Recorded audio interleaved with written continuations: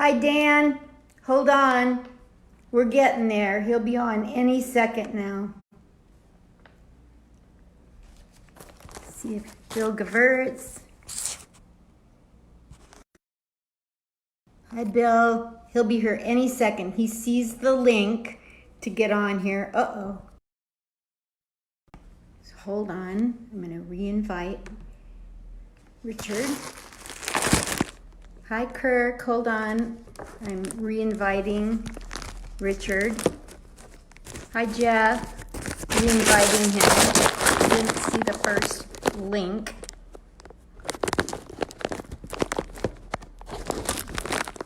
And he's telling me the correct email, which I had. Jeff Smith, boy, hi. I guess you're Vegas. He's asking me a question, you guys. Let me go there. Don't. Hi, everybody. We're just waiting for Richard. Oh, thank you so much for tuning in, you guys. Hopefully the second link I sent him will work, and he'll be on here any second. So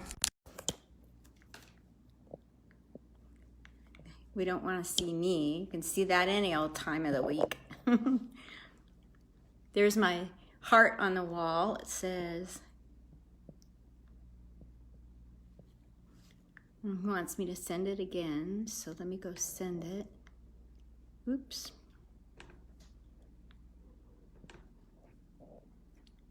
So invite.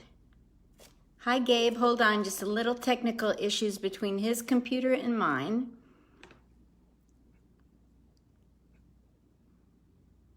It's gonna happen. It's gonna happen. Okay. That's the most annoying voice I can pull out. Send. Okay, so now he got the invite for the third time, and we'll see if the technology interfacing is happening better. So here we go. Here's the screen, and he should pop up, and at first it'll be difficult to hear him because it takes a second for his audio to kick in.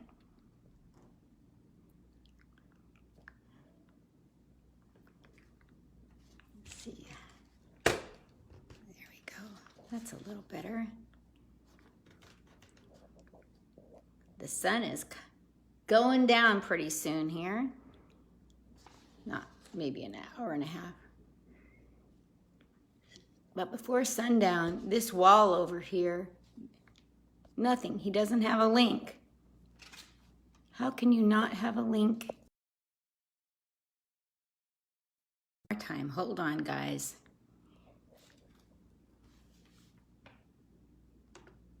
He's got to get it. Hopefully this will work. Oh, he got it now. It went to spam. We're on, you guys. Here we go. This is it. He's coming now. You're going to see Richard Chassler. He's fabulous.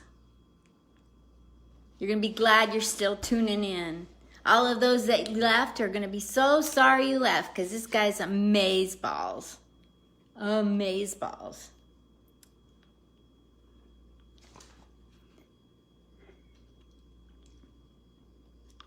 Any second, he'll be on here.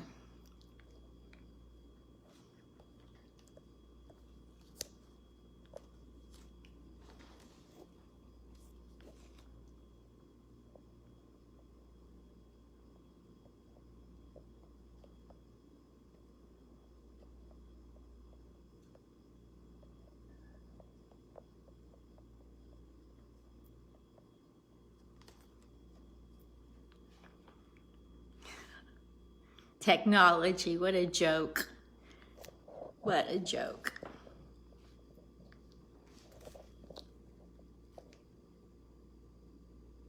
Here we go.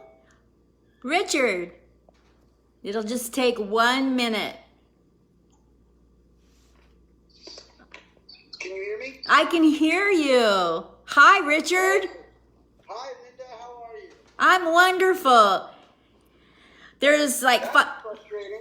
I know. there were 5 or 6 people on here just waiting for you. And then they got frustrated, I guess. So we're down to 1 person, but they'll come back. They'll be back. So are we on Facebook now? Yes. So on my desktop, I have Zoom. And then on my phone, I have the, Facebook Live. Nice. It's Well, good. good to see you. It's so good to see you, Richard. Hugs. I thought you had my pal Shang on earlier.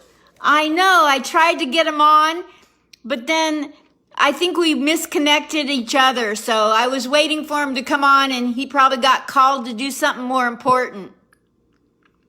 Oh, yeah, like stay home? Exactly. I tell you, I'm making out like... What? I know you for a lot of years. We used to be next door neighbors in the same apartment building. Oh, that's so cool.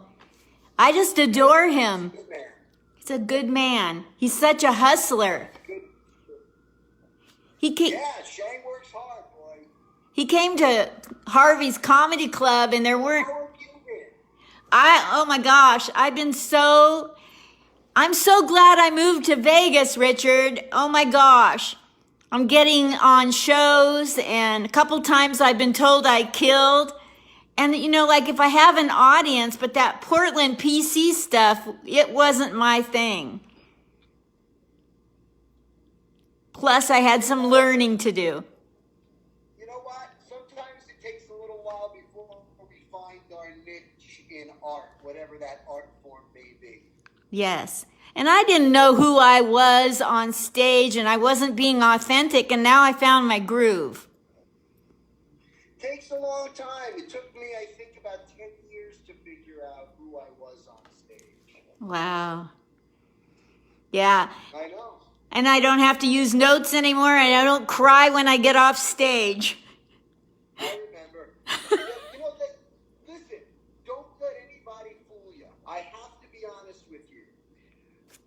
Unless you're in a theater or you're doing like a comedy club, like the improv kind of thing, you go on stage with notes, just don't put them on your phone. Write them down on a sheet of paper so that it's big, you can read them, it's accessible. You're not scrolling and you go, okay, wait a minute, hold on, I have an idea. It's right there whenever you need it. Okay. The phone thing I can't stand, It's distracting.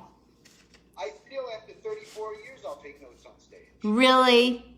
That makes me feel better, Richard. Sure. I mean, I don't know if it's because I just have a shitty memory or because, if I'm working out stuff, I want to be able to look at something. If I need to, I'll just hold it in my hand and never even have to, glance at it.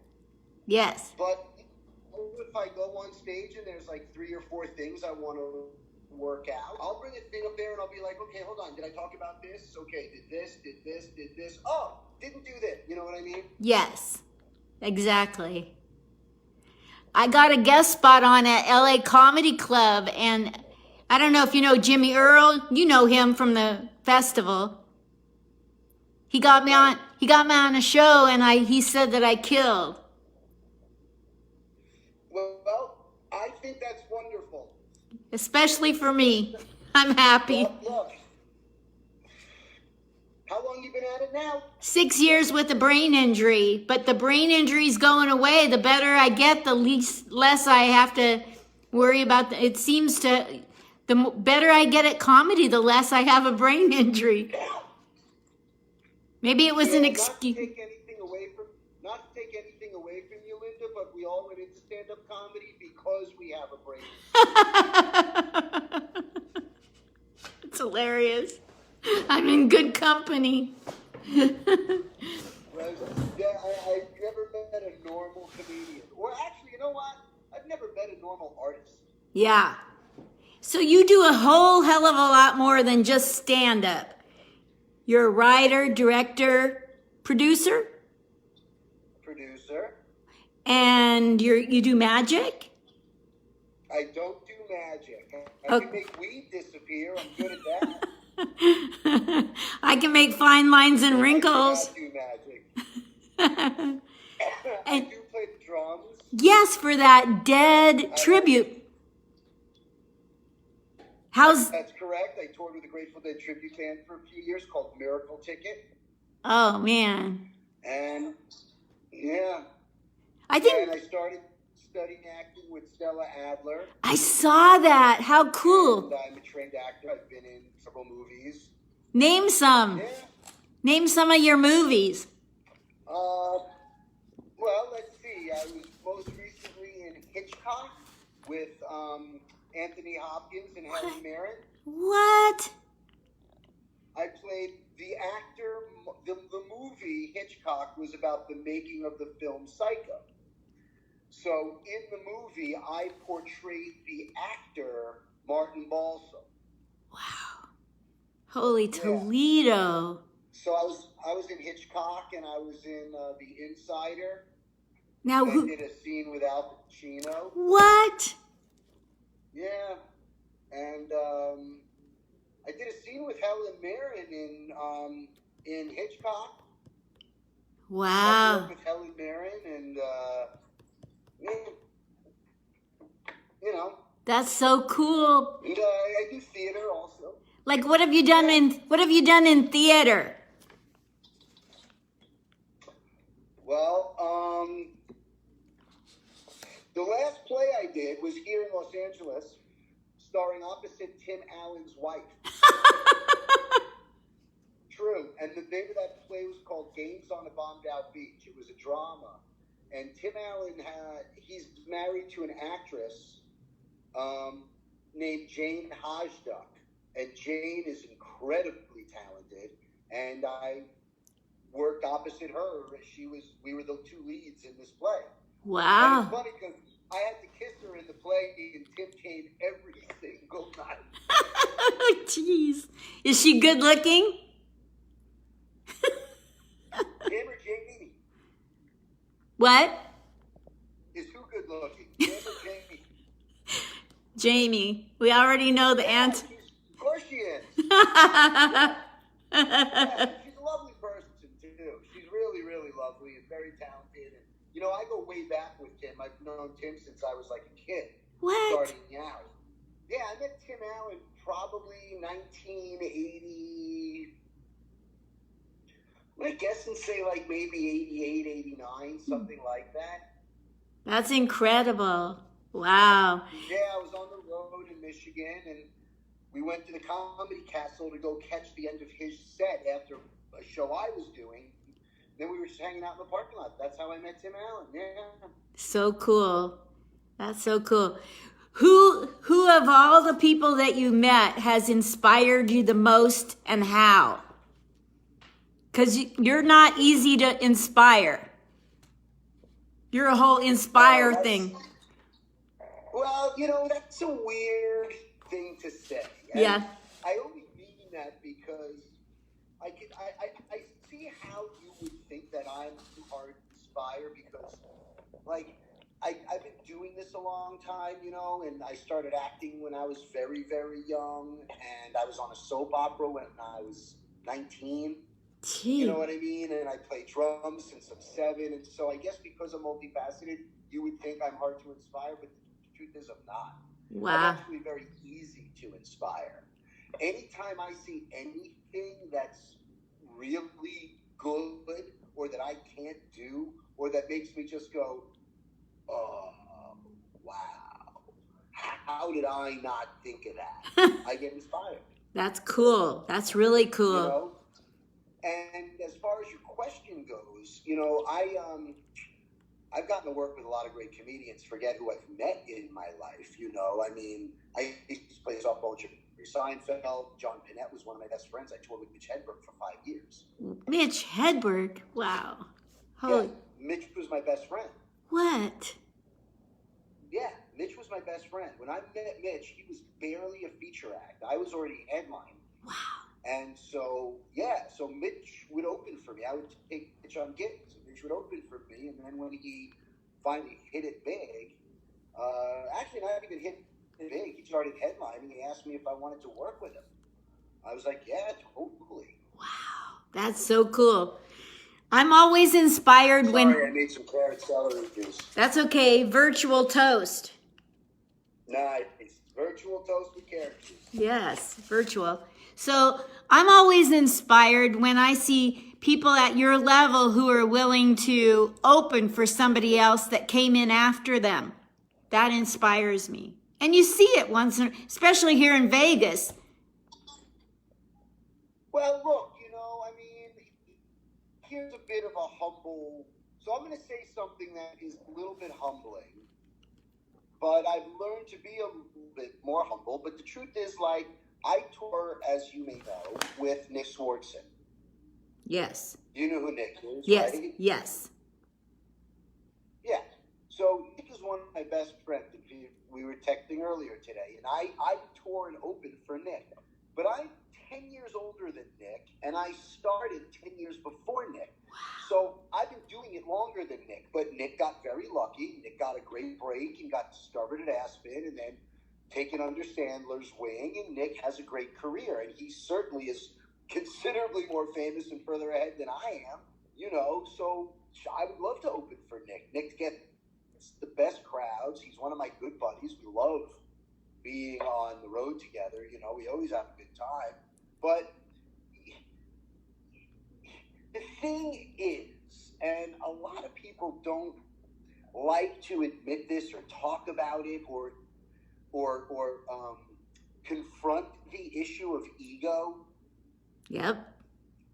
Because really what you're addressing is a person's ego, that when you become a headliner and you've been doing it for 30 years, why would you want to open for someone who's been doing it 20 years? Exactly. Where did... The video went. That person who's been doing it 20 years happens to be a big star. And I got to plug my phone in while we're doing this. Okay. And the person I'm open for is a big star. Doesn't matter doing less. He's a result of getting a great break. Sorry about this, folks. If people are actually watching us. Yeah. And because he got a great break, he has an audience, and I want to perform for them. I'm not going to let my ego stand in the way of being able to do good work or being able to work with great people like Nick. Yeah, yeah. Well, like here in Vegas, there's all the time you see the host has 30, 40 years and the headliner has 20, 30, 40. It's like easy. Well, yeah. There's no egos here. I mean, there's no room for it. If you want to get booked, you got to do what they'll give you. If you have an ego in show business and it's big, eventually, might not be now, might not be 5 years from now, eventually, I think it's going to become your downfall. I do too. People will want to stop working with you. I think you will wind up alienating a lot of people. And it'll get to the point where people are just like, fuck, I'd rather have somebody nicer around. Yeah. Yeah. I get tired of, like, we all know people that have egos or, what you're speaking of. And it's so nice when you run into it sounds so trite, but it's such a breath of fresh air when people are like you. With all your experience, you were just a human being when I met you. You were. We're all just human beings. Yeah. And to think you're anything more than that, look, I got to admit, I have a very slippery slope that I ride. All right? Are people watching this? Yes. Barry Keller, Chuck Montgomery, Ellis Wynn, Gabe Abelson. Music. Hey, Gabe. Gabe is not only a good friend of mine, but let me tell you how lucky you are to have Gabe watching. Really? Gabe Abelson was the head monologue writer for David Letterman for 11 years. What? Gabe is a genius. Oh. He's one of the funniest people I know. Gabe has been doing... Wait, I've been doing comedy 34 years. Gabe has got to be hitting 40. What? Gabe came up with, Gabe came up with Seinfeld and Larry David and my buddy Don McHenry and all the boys from New York. And Gabe is a solid veteran who is a real freaking stand-up comedy legend, and he wrote for Letterman for 11 years. Yeah. Oh my Gabe's no gosh. slouch. And you can see how I'm ranting about Gabe. Yeah. I love Gabe. Gabe and I used to have a radio show together that we co-hosted on Dash Radio. Yeah. Gabe's. You should follow Gabe. I will. You should follow Gabe Abelson. Everybody should follow Gabe Abelson. Do you know how many hearts he just sent up? 1,000 heart, and he said something about your check is in the mail. Yes, Gabe and I. In fact, Gabe and I communicate every single solitary day. Even if we don't speak, we play frickin' pool on Facebook against each other on the phone. Oh, how fun! Yeah, Gabe is one of my best friends. I love him like my own family, my brother. And I think that's awesome that he's watching you. That's so cool. Anybody watching, please follow Gabe Abelson. Follow Gabe Abelson. You will, yeah. All right, I'll mention that You today. don't care that I'm smoking, you don't care that I'm smoking while we're talking, do you? I don't. I just don't want you to catch on fire because I don't know how to put that out on a computer. Don't worry, I've got a misty bottle of rubbing alcohol right here, just in case. What a world we live in. So you're an anti-bully person, an advocate, activist for that. What got you into that, Richard? Well, it's funny. Did you watch my short film Stop? No, but I will today. If you go to my website, on my website, there's a link to watch my short film, which is called Stop, which I made. It's an anti-bullying film. It's a hardcore drama, very Tarantino-esque, about a bully who winds up getting his comeuppance. Wow. After many, many years. Yeah. And I never thought about the fact that I was bullied as a kid because I was very popular in school and I had a lot of friends, but I was bullied at home. And when my friend and I conceived the idea for this movie, I didn't even think about it until after the movie was shot, after the movie was made, after it started getting a little attention. People would ask me in interviews, like, were you bullied? And I was like, no, I was never. And in one interview, all of a sudden it occurred to me, like, oh, yeah, I got bullied at home. Wow. That's amazing. Yeah, so I'm an advocate for no bullying. Super. So, like, in being an advocate for no bullying, has that led you to meeting some very amazing people that have overcome bullying? Yeah. When people watch the movie sometimes, they will say to me, like, I was a kid who got picked on in school. Or the ones I love, as much as I love that and as much as I want to wrap my arms around those people, the one that really gets me is I was a bully. Wow. That's incredible. Because they transcended. Yes. They had to have a coming to Jesus to get to another place in their life where real change had to take place, real transformation in a person's humanity, that to me is like textural and exciting. And so when I meet somebody who was like, hey man, I saw your movie and, I used to be a bully and now I can't stand bullies, like that says something about that person and what they went through to get to a place of, clarity. Absolutely. That's amazing. Yeah, it says it's unstable. I must know we're both comics. Says it's unstable. Anyway, back to the bullying. So, I do comedy for military and veterans. And I was the victim, I overcame being a victim of military sexual traumas from the men, right? Like friendly fire. Wow. So, and when I'm doing comedy for the men, if they come up to me and say, well, I was one of those men, that's the same exact thing you were just mentioning in bullying. In my world, when I hear that from a military person and they admit to me one-on-one that they were a person that once did not stop the bullying that happened to women in the military. So that's a good thing. Full circle stuff. Right.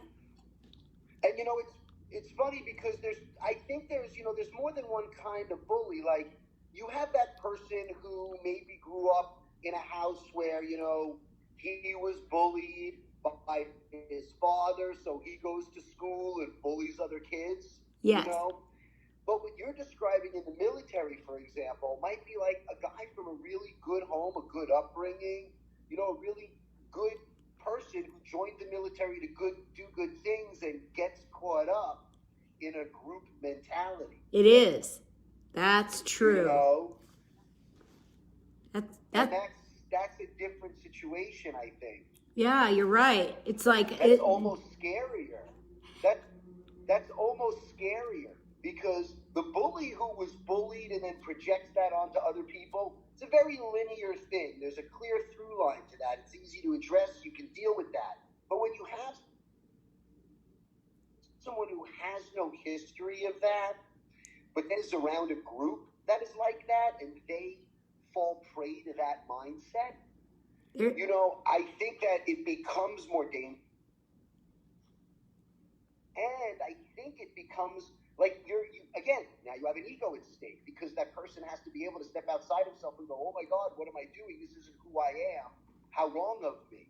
Yes, absolutely. It's hard to do. So hard. So I think when you get swept up in that group mentality of bullying, I think that can even be more of a danger than just that individual bully who, punches the kid at school and takes his lunch money. Yeah. Well, maybe that's an idea for another movie for you. Because I don't have enough ideas for movies. You've been so awesome. Do you know Pablo Francisco? I know him on Facebook, but not in human. So Pablo's one of my good buddies, and Pablo wants to turn my short film Stop into a full-length feature. Wow. He thinks there's a feature film there, and so we're talking about it. Yeah, that'll be cool. That'll be so cool. So does your hat mean something, and your T-shirt? I'm always mystified. Oh, I'm so glad you asked me. Yes. So the hat, which says Wine Boss, now but a lot of people